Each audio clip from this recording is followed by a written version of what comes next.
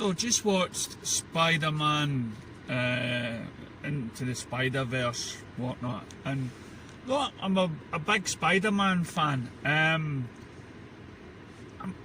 against Disney, right? So I wouldn't rush out and watch it, and as I say, I grew up reading the comics. I've got a big, huge collection of Spider-Man comics, and I started collecting the Spider-Man.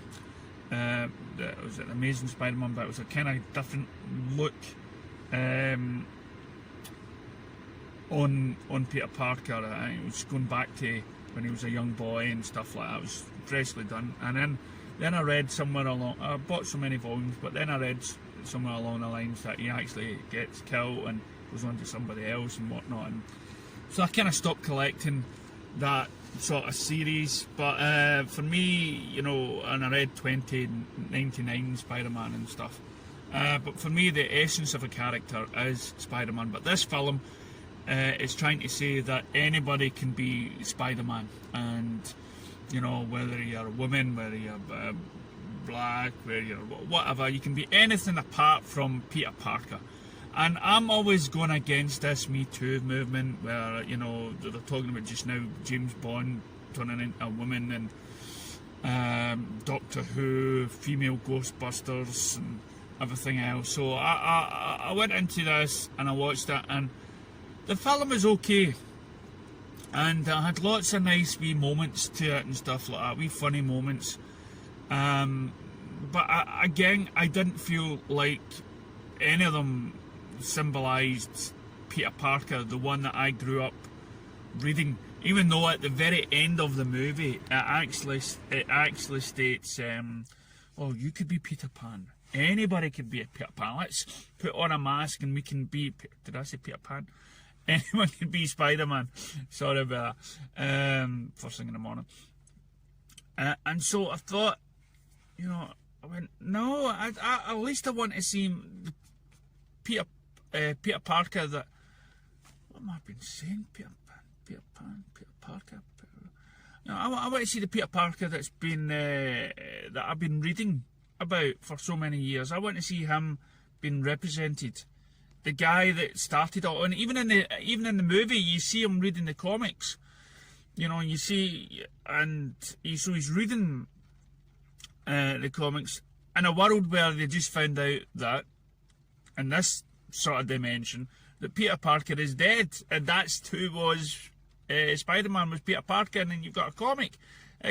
So what did they call the character in the comic? You know, because it seems the comic seems to kind of know the history of it. Has he got some sort of stalker out there? You know, but to be honest, I know it's a sort of movie that sort of tries to capture every element of what Spider-Man is, where it was comic, cartoon and everything else. But for me, it was an okay film. Kingpin was way big, and the idea of the film and the thought process behind it and the way it was told was very unique. I wouldn't say as much as groundbreaking, because there's so many different variations of styles that's went on throughout the years, but they tried to put umpteen different styles of Spider-Man into that one movie. My sort of drawback was at the very end, it just got too chaotic for me, and again it didn't really have the Peter Parker that I knew in it, so it was too much of a Me Too moment for me. So with that saying, I would have to give it 2 thumbs on the side. Could have been better, wasn't bad, just, it was alright, it was okay, right? Would I watch it again? No, not really, no. But it was okay. But maybe you strongly disagree with me. Maybe you're a Spider-Man fan out there like myself, and maybe you have some disagreement.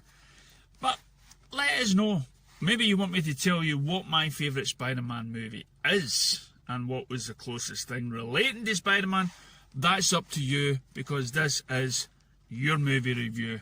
Leave your comments on whatever film you want me to see next in the comments below. Thank you.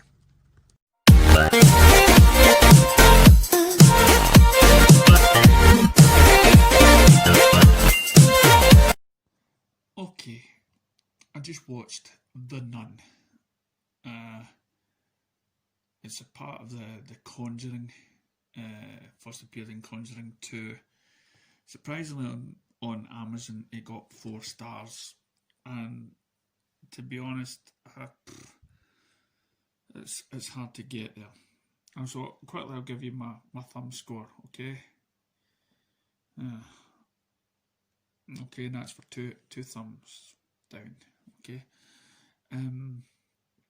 The film starts off with well, basically there's a creature that was summoned from the depths of hell, surprisingly, in a chapel or something. And so it comes up, and what's left in the chapel is, the Knights of the Templar basically get the blood of Jesus and seals the seal, but because of a plane going overhead and bombing the chapel or whatever, it's released again. And so, surprisingly, a bunch of nuns decide that it's their duty to stay inside the nunnery and to keep it at bay without telling the Vatican.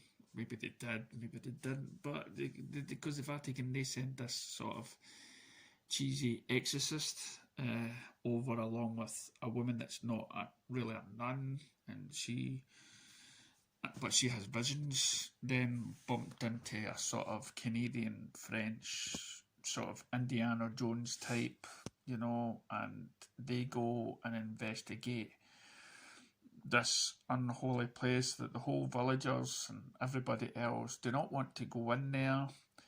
They go into it, and suddenly bad things start to happen, and they still decide to stay there. They've got a creepy nun in black talking to them, telling them where they can sleep, even though there's mist inside the place. I mean, what the heck is mist doing floating about inside the building is anybody's guess. The place seems deserted, and then all of a sudden they don't question how there's about 3 or 4 or 5 good-looking nuns walking about the place. I mean, how you'd be able to sleep in the building is beyond my guess, and why they didn't even question the fact that there was somehow nuns sleeping in the place. The exorcist guy gets thrown in a coffin, rings the wee bell. Guy from some sort of monster tries to keep him down there, save whatever. It's just, oh, I mean, the easiest way to do it: get a bulldozer or something and flatten the church, leave the church. There's some sort of powerful being in the place. Why not go back to the Vatican, get some help? There was nothing at all in the programme for me that made any sense, and why they would want to. Yeah, I mean, they had to investigate it, but surely, they would have twigged about the amount of nuns that are reportedly dead, and why there's still 4 gorgeous nuns running about the place, and somehow think it's okay to stay there, and it's their duty to get down on the knees and pray and keep the monster at bay. It's just the ending is all I can say about the ending is, if you've seen Wizard of Oz, well, you don't really need to see this film. Would I recommend it? No. So maybe you love it. To me, it's a sign of the times. It's a horror movie that maybe could have done getting released in the 80s, but we've moved on from there. We need something a wee bit more sensible and less cheesy and better written. I'm sure I've seen the name James Wan someplace written, so James Wan, come on. Get your act together. Directed by Corin Hardy. Just listen, if you can see it for free or whatever. If it's your float, if you love the Conjuring stuff, but nah. Well, disagree or whatnot, or there's a film that you want me to see, just let us know in the comments below, and I'll give you my thumb score. Thank you.